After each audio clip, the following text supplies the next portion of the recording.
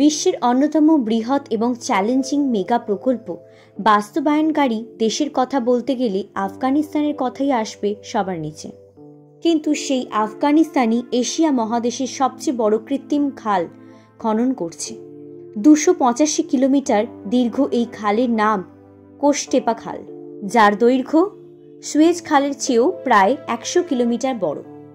এই খালটি মূলত এশিয়ার অন্যতম দীর্ঘতম নদী আমু দরিয়া নদী জলপ্রবাহ করার জন্য তৈরি করা হচ্ছে।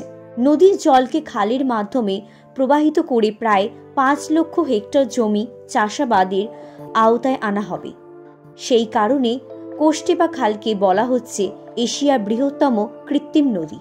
কোনো ধরনের বিদেশি সহায়তা ছাড়াই আফগানিস্তানে তালেবান সরকার কিভাবে এত বড় প্রকল্প নির্মাণ করছে সে সম্পর্কে আলোচনা করব আজকে এই পর্বে।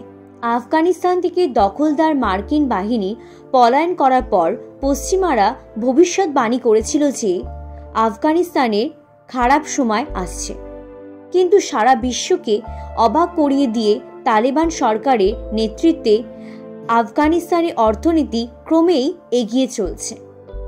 তবে বৈশাখ মাসে উষ্ণায়নের কারণে বিশ্বের সমস্ত দেশের খাদ্য নিরাপত্তা হুমকির মুখে পড়েছে। আফগানিস্তান সেই সব দেশের মধ্যে অন্যতম। অনিয়মিত বৃষ্টিপাত, তীব্র খরার হিমবাহতে গলা জলেতে সৃষ্ট আকস্মিক বন্যার মতো নানান কারণে দেশটির কৃষি ব্যবস্থা অব্যাহত হচ্ছে। বৈশাখ মাসের উষ্ণায়নের কারণে দেশটিতে ভয়াবহ মানবিক বিপর্যয় দেখা দিচ্ছে। জাতিসংঘের বিশ্ব খাদ্য কর্মসূচি হিসেব মতে প্রায় 1,58,00,000 আফগানি জনগণ পর্যাপ্ত খাদ্য পাচ্ছে না। প্রতি 3 জনে একজন আফগানিস্তানের লোক জানে না কখন তারা তাদের পরবর্তী বেলার খাবার খেতে পাবে। তালেবানের নেতৃত্বে আফগান সরকারের সক্ষমতা আরেকটি নতুন প্রতীক দেশটির সবচেয়ে বড় মেগা প্রকল্প কোষটেপা খাল। মরুভূমির মধ্যে দিয়ে নির্মাণাধীন এই খালে আমু দরিয়া নদীর জল প্রবাহিত করে দেশটির বিস্তৃত অঞ্চলকে সবুজ শ্যামল গড়ে তোলার পরিকল্পনা করা।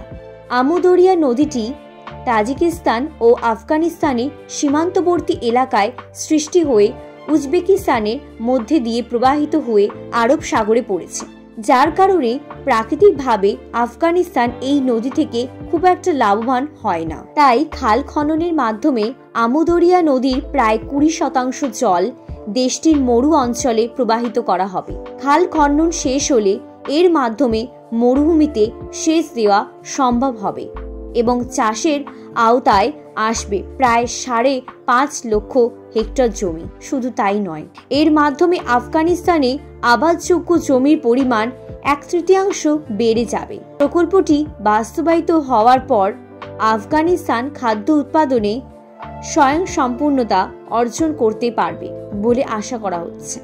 আফগানিস্তানে উত্তরাঞ্চলে খাল খনন করার পরিকল্পনা বিগত কয়েক দশক ধরেই আলোচনায় ছিল, কিন্তু দেশটির দীর্ঘ সময় ধরে একাধিক যুদ্ধে জড়িয়ে থাকায় কোনো সরকারই এত বড় খাল খনন করার মতো সক্ষমতা অর্জন করেনি। 285 কিলোমিটার দৈর্ঘ্যের কোষটেপা খাল খনন প্রকল্প বাস্তবায়ন করতে তালেবান সরকারকে প্রায় 9,10,00,000 মার্কিন ডলার খরচ করতে হবে। এত বিপুল পরিমাণ অর্থ যোগানে আফগানিস্তান কোনো বিদেশি সহায়তা পাচ্ছে না। সম্পূর্ণ নিজস্ব অর্থায়নে খনন করা এই খালের জন্য ইতিমধ্যেই দেশটির রাজস্বের প্রায় 4% খরচ হয়ে গেছে। তালেবান সরকার জানিয়েছে প্রায় 5,000 কর্মী ও 3,000 ভারী যন্ত্র ব্যবহার করে দিন রাত 24 ঘন্টা এই প্রকল্পের কাজ চলছে। খালটির গতিপথে থাকা বালির পাহাড়গুলো কেটে খালের সমতা নিয়ে আসা এই প্রকল্পের সবচেয়ে বড় চ্যালেঞ্জগুলোর মধ্যে একটি। আফগানিস্তান ন্যাশনাল ডেভেলপমেন্ট কর্পোরেশনের টেকনিক্যাল টিম এবং দেশের ইসলামী আমিরাতের শীর্ষ নেতারাও সরকারি কর্মকর্তারা সরাসরি এই প্রকল্পে তদারকি করছেন। স্যাটেলাইট থেকে পাওয়া ছবি বিশ্লেষণ করে জানা যায় গত 10 মাসে প্রায় 100 কিলোমিটার খনন করা হয়েছে। তারা নির্ধারিত সময়ে 6 মাস আগেই এই লক্ষ্য মাত্রা অর্জন করতে সক্ষম হয়েছে। অনেকেই মনে করছেন তালেবান সরকার তাড়াহুড়ো করতে গিয়ে খাল ভালোভাবে আচ্ছাদিত করছে না। সেক্ষেত্রে এই অঞ্চলে শুষ্ক মাটি খালের বেশিরভাগ জল শুষে নিতে পারে। তাছাড়া খাল তৈরির প্রকল্পে সবচেয়ে সহজ কাজটি হলো খাল খনন করা, পরবর্তীতে খালের জল প্রবাহ বজায় রাখা এবং মরুভূমির মধ্যে খাল রক্ষণাবেক্ষণে আসল চ্যালেঞ্জ। বিশেষজ্ঞরা ধারণা করছেন সম্পূর্ণ প্রকল্প বাস্তবায়িত হলে আঞ্চলিক বিবাদ বাড়তে পারে, কারণ উজবেকিস্তান আমু দরিয়ার জল দিয়ে তাদের প্রধান অর্থকরী ফসল তুলোর ক্ষেতে সেচ দেয়। সেখানে জলের প্রবাহ কমে গেলে উজবেক সরকার আফগানিস্তানের বিদ্যুৎ বন্ধ করে দিতে পারে। আফগানিস্তান মূলত উজবেকিস্তান থেকে আমদানি করা বিদ্যুতের উপর নির্ভরশীল।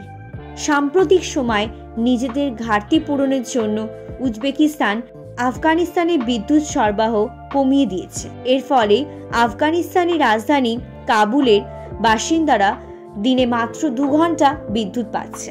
ফলে আমু দরিয়ার জল নিয়ে যদি সম্পর্ক খারাপ হয় তাহলে আফগানিস্তানের জন্যই তা বেশি ক্ষতিকর হতে পারে। ভিডিওটি ভালো লাগলে একটি লাইক করবেন আর এই রকম ভিডিও সংক্রান্ত নানান তথ্য জানতে সাবস্ক্রাইব করুন বিশ্বব্রহ্মাণ্ডের রহস্যে।